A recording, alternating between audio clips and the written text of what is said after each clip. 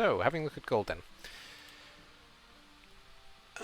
We got El Miko, who I need to shout out. We got Turin, we got Smoko, we got Positron Mike, Curran, Nibanon, D-Man, and Augmented Beard. I think I remember all these teams and coaches, but we'll see if I mix it up when I'm going. So, Nibanon's Happier Plague Friends played El Miko's Disturbingly Present. That was a Nurgle-off.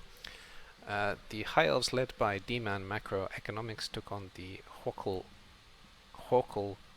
I don't know, Croakers, which I spoke too soon. Turin, yes, Turin's Lizardman. I remembered when I clicked off. Augmented Beard's Dark Elves Paleo Rock took on Smokko's High Elves Faber Finest, and Hakurin's Nurgle Sunshine Boys took on Positron Mike's Chaos Dwarfs Pudding Squad. Let's see what happened. So, in the Nurgle-off, the two champions, the Gold champion and the Silver champion, had their first round, and the Gold champion made it clear who's boss by winning this game 2-0 and losing the man of the match at the same time. So Bob the Gangrenous, he got man of the match, he leveled up, and he died. Did everything in style. And Boris Thorne was also a rotter who got man of the match. There was quite a lot of rotter damage actually in this game. I remember the I remember seeing the game result in. I remember seeing the card for the results for this one. So we got 11-15, and we got 11-13. So 15 against 13. That's what happened there. We'll shout out El Miko now, I guess. So let's do that. Oops, where's Twitch? There's Twitch. So, shout out to El Mijo. It's 13, yeah? Always need to double check. Yes, it is. It's 13. So shout out to El Mijo 13, who is one of our resident players who does stream the majority of his games. He also plays occasionally in CCL, but by all means go check him out and catch his games whenever you can. He's a good guy. Entertaining to watch, and generally speaking, you know, friendly coach for the most part. So, for the most part, friendly coach in general. I don't know why I said for the most part. That wasn't meant as a slight at all. It was just a slip of the tongue. So by all means, go check him out. And then we had another MVP death. The only things, you know, that are guaranteed in life are death and taxes, and they both happened in this game.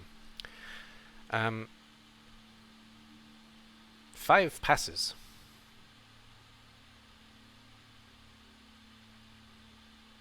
D-Man, I love you too. And on the Krokus side, MVP on Kylie of Itza, the skink. I was going to say shrink. That's a scary ass shrink to have. Imagine sitting on the couch and looking at this guy as he twitches around you. Wow, that's nightmare fuel. Nothing really happened on that side of things. So, SPP 16 for the Lizards, and 16 for the High Elves. That was easy. 16-16. 32 in total. And Dark Elves against High Elves. A classic. Lino got man of the match, Phil Cavins, and Catcher got man of the match. This guy. 2 passes for the Dark Elves, 1 expulsion. That's a lot of passing actually. More passing from Dark Elves than High Elves is interesting. And obviously 1-1 touchdown each. Pretty tame game actually for an elf-off. With the 2 coaches actually makes sense, because they're two very solid coaches, but they're also 2 pretty defensive coaches, as far as I can tell, so it's not overly surprising that they went for a draw in the end. But yeah, 2 solid coaches for certain.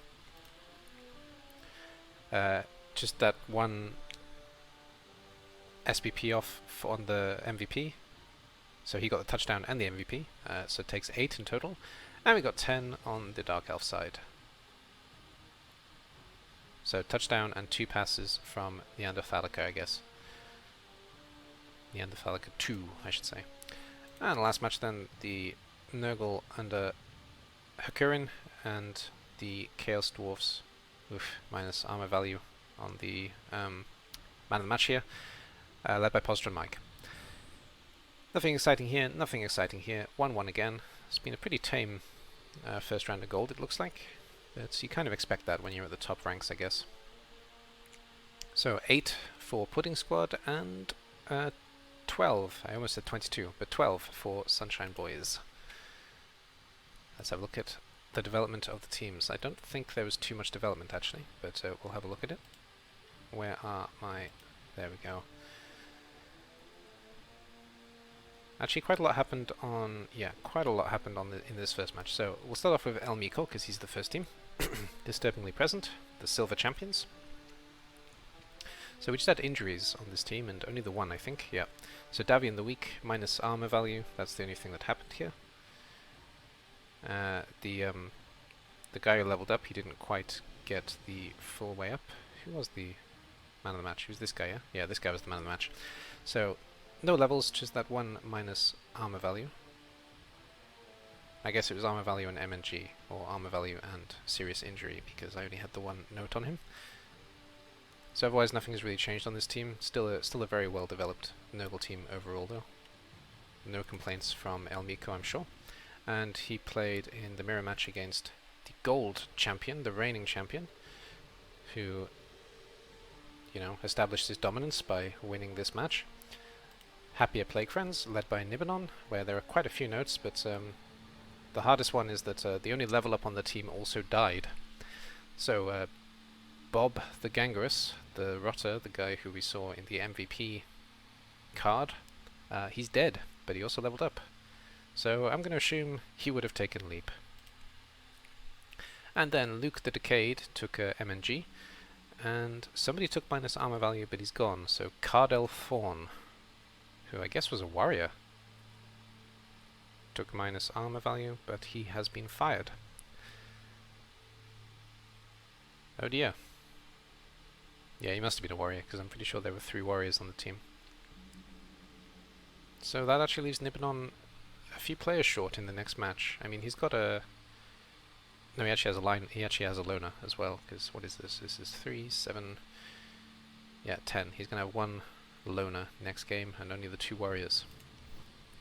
So you guys got a chance to knock him off his perch next game. So, the Lizardman team, led by Turin, Fast and Furious. What happened here then? Where are they actually? There they are. Kyle Hicks took minus... where is he? There he is, took minus... no he didn't. Yes he did. He took minus movement. He has plus movement, that's why. So he has plus movement, and now he's lost that plus movement, so... that's cancelled out, and now he's just a bloaty skink. So, don't know, it'd be interesting to see if he remains on the team or not. That's a difficult fire, to be honest, because of the sprint. Yeah. That's a tricky fire, but I think that's a necessary fire. And Chlatl took minus armor value, which again kinda sucks, but he's a plus strength, so he's probably gonna stay on the team. Plus strength and guard. But they're 2 pretty tough breaks actually. So Lisbon did not get out unscathed in that match, that's for certain. They took a bit of a tough one there. And macroeconomics, the High Elves, where are they? There's 2 High Elves, but D-Man's High Elves. We're here for growth and stability. So, what happened here? Just level ups? No, there was a dead, yes. Taxis Delino, he also leveled, but he died.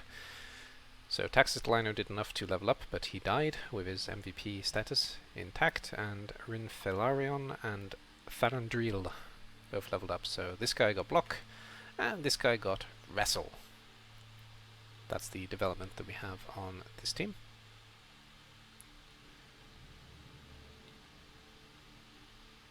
Yeah, I just want to say about this thrower. This thrower is actually the main reason why this team went straight to gold, to be fair. So even though I do want to see him dead, because, I mean, that's a disgusting thrower, at the same time I totally understand that, you know, you want to keep him alive because, well, he's the whole reason the team is here for the most part, so protecting him makes perfect sense.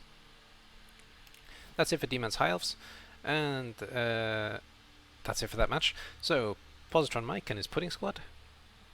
There was that injury for certain. Where are they? Where are they? Where are they? There they are. So Haggis took MNG. and Scrapple took minus agility.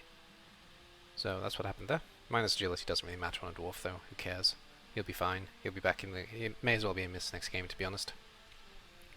And Scrapple also leveled up, so he took a Mighty Blow as well. I don't know why I clicked on him, but there we go. We can look at his blue face. So he picked up Mighty Blow, and he picked up minus agility. Not much to mention there, really. And that's it for... Yep, that's it for Pudding Squad. And they were up against Sunshine Boys, of course, who are led by Hakurin, the third Nurgle team in gold. There are 3 Nurgle teams in gold, which is, you know, pretty insane. First team that doesn't have a motto. And there was one level up. Caprurka, the second. Where's he? This guy, Nurgle Warrior. Mighty Blow. There we go. We've gone for a safe build on this one. We've gone more aggressive build with the other 2 Nurgle teams, but this team have gone safe build. All 4 of them have block. Now 2 of them have Mighty Blow, but 2 of them do not. So, interesting. But that's where the Nurgles have gone. And too much gold. Needs to kill some gold in this team. I actually like to point that out, because sometimes I forget it myself. So, okay, that's fine. That was it for that match. And the last match was... I missed Smoko actually the first time. So, Faber Finest Smoko. Where are they? Nothing changed in this team. So, this team is the same as it was last week. I'll just go through it slowly so you can have a look if you want to. But nothing of note happened to this team, and they played against Paleo Rock, Augmented Beards, Dark Elves. Only kids in the late Cretaceous will remember this. I forgot to check if Faber Finest had a motto. Actually, I'll go back to them in a second. And there were 2 level ups. Neanderthalica got Dodge, and Phil... Where's Phil? Phil Cavins got Dirty Player. Okay. I suppose that makes sense considering the group that you're in, but it's an interesting choice on a Dark Elf. I suppose he has a bench though. I did notice that there was a bench before on this team, and this is why, I guess. Filing Dark Elves. Fouling Dark Elves, not filing. They don't work in an office, that'd be boring. Fouling Dark Elves. And we still have these 3 stat freaks. Some of these also need to die, to be fair. There needs to be a lot of death in this gold group, but it is gold, so you know, you do kind of expect it. Is that everybody? I think I went for everybody. So who plays who next week? Augmented Beards, Dark Elves, Paleo Rock take on the Gold Champions, Happy Plague Friends led by Nibanon, the Nurgle team. The High Elves led by D-Man, Macroeconomics take on the Nurgle team, led by Hakurin, the Sunshine Boys. El Miko, the Silver Champions, Disturbingly Present, take on Pudding Squad, the Chaos Dwarfs, led by Positron Mike, and the Lizardmen, led by Turin, take on Faber Finest, the other High Elf team, led by Smoko. In terms of the leaderboard, we got mostly draws, but there were 2 winners and there were 2 losers, but there's a long way to go. This can change quite a lot, so the leaderboard is not so interesting at this stage in the season, of course. And that'll be it for gold. And Editor AD here, thank you for watching that recap. I do this every Tuesday. I go through the whole pyramid and the steel as well, and at the end I leave a clip from the last game. I'm not in gold though, so the clip from gold will be for some of the other things I do on stream. Thank you very much for watching, and I'll see you all in the next one. Bye bye for now. We're still throwing friendly stones at the yellows. We're trying to help them build. There we go, there's the story. We know they're out of stone, so we're throwing some at them. That was a miss, but okay. This one's ready as well now. We're going to get multiple stones thrown at them now. Really help them all build. Yeah. That's the official story, we're sticking with it. Why are you throwing stones at us? We saw you didn't have any, we want to help you.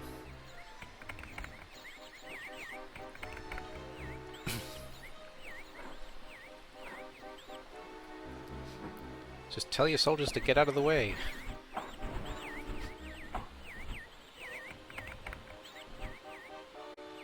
Sounds reasonable, right?